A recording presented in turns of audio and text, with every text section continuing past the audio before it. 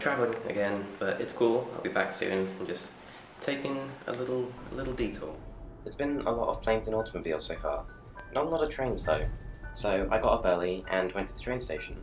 And no secrecy this time, I was getting the Amtrak to New York.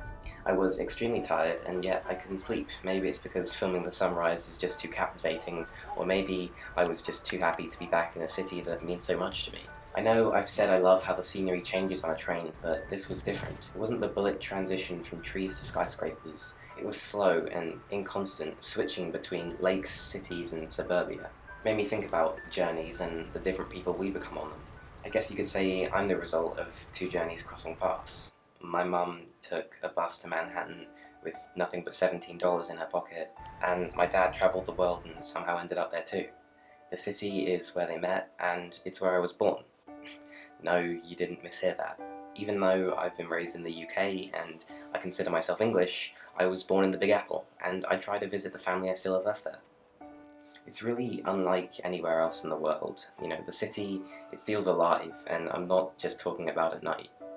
Each person becomes a part of it, adding to its melting pot of culture and ideas. I thought about if my own journey would one day find me living there. Maybe I'd get to be a skyscraper for a while. And funnily enough, as I started to imagine, the train actually broke down. I guess not all journeys are as smooth as you expect them to be. I didn't mind though, I was in good company, and at least I'd have some stories to tell when I got there. The funny thing about being stuck in the middle of nowhere, it causes you to notice things you would have never seen before.